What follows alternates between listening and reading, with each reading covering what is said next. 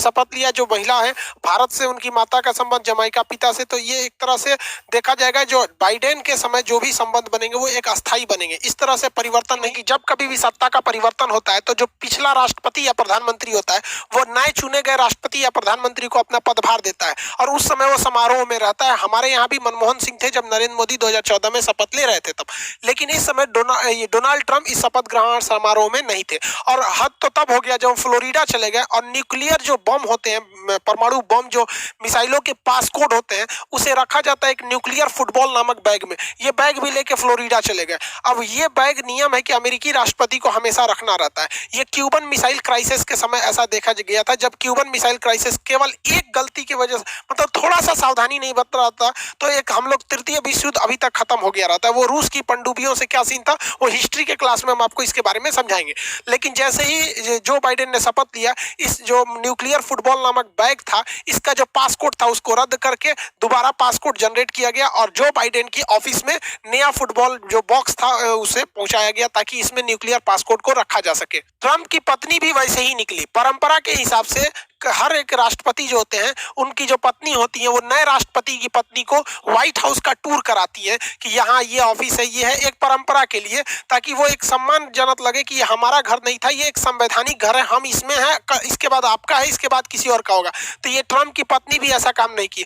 हद तो तब हो गया कि जब इनके सेवा में 4 साल से जो अधिकारी लगे थे तो हमेशा परंपरा यही रहती है कि जब कोई भी राष्ट्रपति की पत्नी जब यहाँ से विदाई होती है तो अपने से थैंक यू लेटर लिख के देती है। इन्होंने लेटर को भी नहीं लिखा, अपने कर्मचारियों को कह दिया लेटर लिख दिया, उसी पे साइन करके दे दी। ये दोनों हस्बैंड वाइफ एक के जैसा था सब। जो बाइडेन अपनी ऑफिस संभाल लिए, अमेरिकी राष्ट्रपति के ऑफिस को ओवल ऑफिस कहते हैं। दुनिया में अन्य ऑफिसों के नाम भी आपसे एग्जाम में क्वेश्चन में पूछे जाते हैं। जैसे 10 डाउनिंग स्ट्रीट जो है वो ब्रिटेन के प्रधानमंत्री का है, जबकि ब्रिटेन की महारानी का है वो बर्मिंघम पैलेस है। पर अगर फ्रांस की बात करेंगे तो एलिस पैलेस है, फ्रांस के लिए है।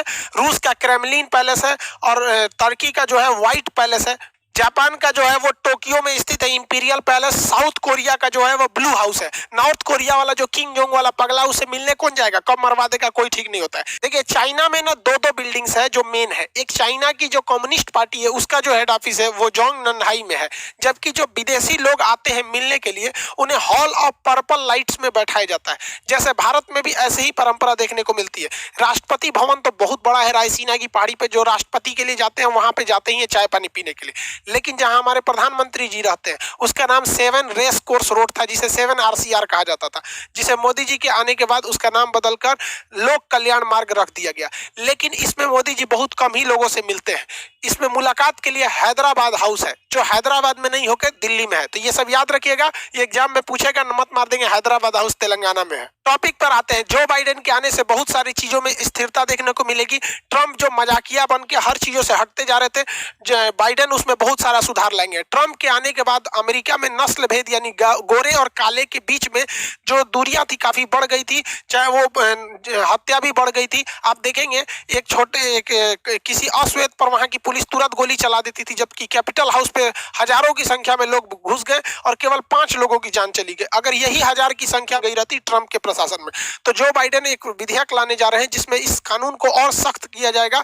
और ये क्लाइमेट चेंज, जो पेरिस क्लाइमेट चेंज था और CO2 को कंट्रोल करने के लिए बात थी, जिसमें डोनाल्ड ट्रंप अब खुद को अमेरिका को पीछे कर लिए थे, इन्होंने घोषणा कर दिया कि ये पर्यावरण को और स्वच्छ बनाने के लिए पेरिस क्लाइमेट चेंज का दोबारा हिस्सा बनेंगे। साथ ही WTO में जो अमेरिका थे अपने 400 करोड़ के जो $400 करोड़ के जो फंडिंग थी उसे रोक दिया गया था। जो बाइडेन ने घोषणा कर दिया कि आते वो WHO के भी सदस्य बनेंगे और वो वापस से फंडिंग भी इसे देना चालू करेंगे। शुरुआत से ही जिस तरह से ट्रंप जो थे वो ज्यूज यानी यहूदियों के वोट के फेवर में थे, और वैसे ही चुनाव के समय भी जब चुनाव चल रहा था तो हमने एक वीडियो में बताए भी थे, ये मुस्लिम वोटर्स को लुभाने के फेर में थोड़ा सा ज्यादा रहते हैं। तो इन्होंने ट्रंप के समय में बहुत सारे ऐसे मुस्लिम कंट्री थे जहाँ पे आतंकवाद ज्यादा था, जैसे इराक हो गया, ईरान हो गया, सोमालिया हो गया। तो यहाँ सब के मुस्लिम्स के ट्रेवल बैन लगा दिया गया था। जो बाइडेन आते ही इसे हटा दिए हैं। साथ ही ये ईरान से कुछ ज्यादा अच्छे रिलेशन रख रहे हैं, ये हमारे लिए अच्छा है। ईरान से जो रिलेशन रखा जा रहा है वो अच्छा है। हालांकि ईरान इसी का फायदा उठा के अपना यूरेनियम एनरिचमेंट जो 5 से उठा के 20% कर दिया, क्योंकि परमाणु बम बनाने में जो 80% खर्चा आता है या जो 80% मेहनत होता है वो यही होता है कि भैया आप 20% प्योर यूरेनियम इनरिच कर ले, लेकिन परमाणु बम में 80% यूरेनियम मतलब शुद्ध यूरेनियम का प्रयोग होता है। तो ये हो गया हाथी के दांत कि भैया हमारे पास तो 20% है, परमाणु बम के लिए भैया चाहिए कितना 80। तो भैया आपने टोटल मेहनत कर लिया, इसके बाद यहाँ आने में कुछ खास मेहनत नहीं लगता है। हालांकि हमारे लिए अच्छा भैया तुम परमाणु बम रखो ना रखो, ईरान में अगर शांति रहेगी तो हम लोग का ये चाबहार बंदरगाह हमेशा सही रहेगा और इस चाबहार बंदरगाह से हम लोग आगे व्यापार कर सकते हैं। क्योंकि अभी देखेंगे सेंट्रल एशिया के देश तुर्कमेनिस्तान, तजाकिस्तान, किर्गिस्तान, ये तीनों देश ने कहा है भारत से कि हम यहाँ पर इस चाबहार बंदरगाह का यूज करना चाहते हैं और इसी के थ्रू हम अफगानिस्तान में भी एंट्री कर सकते हैं। तो चाइना का जो CPEC आ रहा है उसे हम काउंटर कर सकते हैं। हमारा रेल प्रोजेक्ट और हमारे पाइपलाइन, हमारा ईरान से पाइपलाइन भी आ रहा था, ट्रंप के विरोध की वजह से हम लोग उसे नहीं ला पाए। तो ईरान से इनके रिश्ते अच्छे रहेंगे तो ये भारत के लिए बहुत ही पॉजिटिव साइन है। हालांकि हमारे लिए एक ये खराबी है कि ट्रंप की तरह अमेरिका, ट्रंप प्रशासन में जिस तरह चाइना के खिलाफ रहता था, अब बाइडेन के शासन में अमेरिका चाइना के उतना खिलाफ नहीं रहेगा, बिजनेस को खोल दिए जाएंगे और चाइना का भी मन बढ़ जाएगा। चाइना ने इसका हालिया घटना किया है, अरुणाचल प्रदेश के जो गांव था विवादित, जो भारत का था, उस पर उसने बहुत पहले से कब्जा किया रखा था, उस पर उसने अपने गाँव को बसाना चालू कर दिया है। ये जो है ये अपर सुबनासी डिस्ट्रिक्ट में ये पड़ता है अरुणाचल प्रदेश में। आपसे क्वेश्चन पूछेगा, एग्जाम में पूछा भी है, अरुणाचल प्रदेश का पुराना नाम क्या था? नेफा था, नॉर्थ ईस्ट फ्रंटियर एजेंसी था, नेफा नाम था इसका।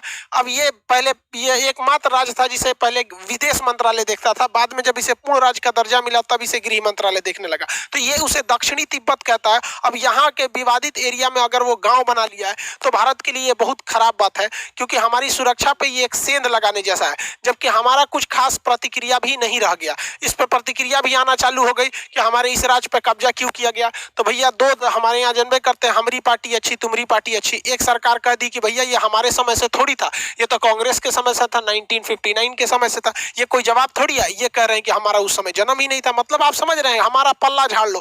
ये राष्ट्रीय मुद्दा है भैया, किसके समय से था किसके नहीं। अरे भैया आप देखिए नेपाल, ये नेपाल इधर से चल रहा है, हम लोग को भी एग्रेसिव रहना पड़ेगा। ये हमारे लिए एक बहुत दुखद खबर है कि एक और जब हम गलवान में फंसे हैं, दूसरे और चाइना और अरुणाचल प्रदेश में बता रहा। आपको ये कहने की हिम्मत नहीं पड़ती हमारे सरकार में किसी को भी कि ये तिब्बत जब तुम्हारा है ही नहीं है तो ससुरा तुम्हारा ये दक्षिणी तिब्बत कैसे हो गया। आज भी हमें वन चाइना पॉलिसी पे साइन करना होता है, चाहे वो नेहरू हो चाहे वो नरेंद्र मोदी हो। वन चाइना का मतलब होता है कि चाइना और ताइवान जो एक अलग देश है, दोनों एक ही है, इसी को कहते हैं वन चाइना पॉलिसी। तो कम से कम इसका तो विरोध करना चाहिए कि आप वन इंडिया पॉलिसी मानिए, मतलब अरुणाचल प्रदेश मेरा है, आप POK और अक्साई चीन भी मेरा है, आप वन इंडिया मानिए, तब ना हम वन चाइना पॉलिसी मानेंगे। लेकिन हम वहां नहीं कहते हैं। तो ये हमारे लिए एक नेशनल सिक्योरिटी का एक बहुत बड़ा इशू है। जो बाइडेन की सरकार में सबसे ज्यादा अगर फायदा किसी को होगा तो पाकिस्तान में होगा, क्योंकि जो बाइडेन खुलेआम कह चुके हैं, जब ये सरकार में भी नहीं थे, 370 के विरोध में भी थे और ये भारत के CAA और NRC के में भी विरोध में थे।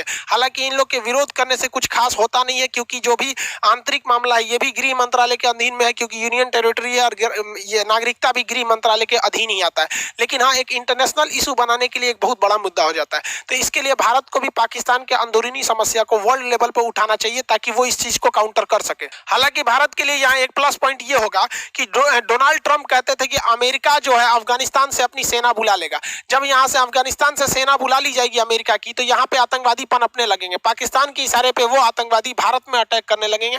बहुत सारे ऐसे आतंकवादी हुए थे हमारे यहाँ। जो 1999 के आखिरी दिन में जो प्लेन हाईजैक हुआ था IC-814, उसे भी कंधार लेके जाया गया था। तो डोनाल्ड ट्रंप का कहना है, इसका बाइडेन का कहना है कि हम यहाँ से अपनी फौज वापस नहीं बुलाएंगे, अभी यहाँ पे हम फौज रखेंगे। तो हमारे लिए तो एक तरह से फायदा भी है, लेकिन इसका ज्यादा फायदा उठा लेगा पाकिस्तान। पाकिस्तान कहेगा आप वहां जाइएगा कैसे, भारत आपको इस रास्ते से जाने ही नहीं देगा, क्योंकि भारत के लिए स्वाभिमान बड़ा चीज होता है, पैसा नहीं होता है। वो कहता है हमारे यहाँ से जाइए ना, कोई दिक्कत नहीं है, यहाँ से जा सकते हैं। तो इसके लिए वो एक मोटी रकम को ले सकता है और ये भारत पाकिस्तान के लिए एक बहुत बड़ा होगा, क्योंकि उसकी अर्थव्यवस्था पूरी तरह से चौपट हो रही है। उसकी सेना वाला, उसके सेना में भी बहुत हालिया, उसकी सेना भी बहुत मतलब अच्छे दौर से नहीं गुजर रही है।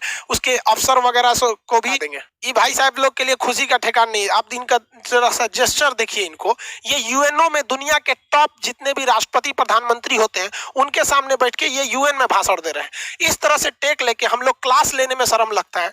किस हिसाब से यहाँ पे भाषण दे रहे हैं समझ में नहीं आता। खैर कोई बात नहीं भैया, आपका देश है, आपकी आर्मी है, बाइडेन आ गए, देखिए आप लोग को क्या होता है। लेकिन बहुत कुछ होने वाला नहीं है, क्योंकि पाकिस्तान है उसकी अर्थव्यवस्था बहुत चौपट हो रही है, करप्शन इतना ही ज्यादा बढ़ चुका है, और इनके नेताओं के बड़बोलापन, हम भारत पे छोटे छोटे परमाणु बम रखे हैं, टेक्टिकल हमला कर देंगे, और उल्टे सीधे डिसीजन ने इतना बेवकूफी भरा कदम उठा दिया यहाँ पर जिसका कोई हद नहीं। अभी देखिए पीआईए ने इतना बेइज्जती करा के आया, उसका पायलट जहाज गिरा दिया था वहां पे 2020 में, तो यूरोप वालों ने कहा कि भैया कोनो पाकिस्तानी जहाज इसमें नहीं घुसना चाहिए, इसका पायलट सब फर्जी डिग्री लिया है, कोनो के घरे पे जहाज उतार देता है, यहाँ नहीं होगा। तो पाकिस्तान के पीआईए इसमें बहुत बड़ा उसको लॉस हुआ, और इधर उसने ईएमआई कर्जा पे लीज पे लिया था, जहाज नहीं चुका रहा था, तो उसको मलेशिया में गिरफ्तार कर लिया गया, और वहां के सवारी लोग को भर के भेज दिया गया, भाड़ा पे जहाज उड़ा रहा था यहाँ पर। हालांकि पाकिस्तान ने इसके बारे में फिर यूके वगैरह में केस किया है, और अभी देखेंगे तो ये पाकिस्तान कुछ दिन पहले भी उल्टा सीधा काम किया, जो एयर स्ट्राइक हो गया था तो पाकिस्तान डर गया था, कहा था कि इधर से एक भी जहाज नहीं जाने देंगे। अब हमें यूरोप जाना है तो पाकिस्तान के ऊपर से ही हम लोग उड़ के जाते थे, कहा कि ना ना इधर से नहीं जाने देंगे, तू लोग कभी भी बम मार देगा, तुम वापस ऐसे जाओ, वापस जाने के लिए भेज दिया। तो पाकिस्तान ने अपना एयर स्पेस यूज नहीं करने देता था, जिस वजह से पाकिस्तान को 800 करोड़ का लॉस हुआ था, 800 करोड़ से ज्यादा का लॉस हुआ था। और उसको इस मलेशिया में जो जहाज पकड़ाया है ना, इस पे 150 करोड़ रुपया उसको लीज पर बाकी था। अरे भैया, यहाँ तुम भारत का जहाज रोक के 800 करोड़ का घाटा करवा लिए, उतना में कई को तुम्हारा जहाज खरीदा जाता भाड़ा पे। एक से एक दिमाग लगाता है, लड़ो भैया, तुमको बुद्धि नाम का चीज नहीं तो हम क्या करें, आओ क्लास में पढ़ा देते हैं। देखिए बाइडेन के शासन में नो डाउट कश्मीर का मुद्दा और सीए एनआरसी का मुद्दा पाकिस्तान बहुत जोर शोर से उठाएगा। इसे केवल बाइडेन के शासन में नहीं उठा के बल्कि इस्लामिक ऑर्गेनाइजेशन की जो कंट्रीज है उसमें भी इसे उठाया जाएगा। तो इसके लिए भारत सरकार को ये बलूचिस्तान के मुद्दे को बहुत जोर से उठाना चाहिए। और यहाँ पर सिंध देश का जो विवाद हो रहा था, सिंध देश को अलग देश मांगने की, तो इसको भी उठाना चाहिए। हालांकि पाकिस्तान इसे इजिली दबा देगा क्योंकि ये बहुत बड़ा विद्रोह नहीं है और पाकिस्तान इसे इजिली टूटने नहीं देगा। इन लोग के जो विद्रोह का तरीका भी होता है, अलग अलग देश के लोगों के नेताओं के पोस्टर वगैरह के थ्रू कहते हैं कि हमारी ये लोग क्या करें, हेल्प करें। हालांकि भारत बहुत ही जल्दी ये जो पीओके है इसको तो वापस ले आ भी सकता है। हमारी थल सेना प्रमुख का भी अपने स्टेटमेंट सुना होगा कि गवर्नमेंट जब इसको लिए कहेगी हम इसके लिए क्या बैठे हैं, तैयार हैं। हालांकि इस पे पाकिस्तान के लिए, पाकिस्तान हर जगह पे देखेंगे तो भारत को कहीं नहीं, ऐसा कोई भाषण नहीं होगा विश्व लेवल पे जिसमें उसमें कश्मीर का नाम नहीं लिया होगा। लेकिन वो भूल जाता है कि बलूचिस्तान में क्या हो गया, कैसे वहां पे मजदूरों को गोली मार दिया जाता है, वहां पे जो अहमदिया मुस्लिम है उनको मारा जाता है, बहुत सारे जो वहां जुल्म होते हैं, इसको नहीं उठाता है। भारत को भी इस मुद्दे को जोर से उठाना चाहिए। और साथ ही चाइना से भी अरुणाचल प्रदेश के मुद्दे को जब वो दक्षिणी तिब्बत कहता है तो हमें इंटरनेशनली ये कहना चाहिए कि भैया तिब्बत तो तुम्हारा है ही नहीं है, तुमने पंचशील समझौते को तोड़कर तिब्बत का कब्जा किया था बाद में अरुणाचल प्रदेश वाले एरिया में। हालांकि हिस्ट्री के क्लास स्टार्ट हो गए हैं, उसमें हम आपको क्यूबन मिसाइल क्राइसिस भी बताएंगे और आपका पंचशील समझौता वगैरह जो कुछ थे वो सारी चीजों को बता देंगे। क्लास पटना में ऑफलाइन स्टार्ट हो गई है, यहाँ पे भी ये हो गया है और इस वजह से थोड़ा सा वीडियो आने में लेट हो गए थे। हालांकि धीरे धीरे यहाँ सब एडजस्ट हो जाएगा तो वीडियो आपका यूट्यूब पे भी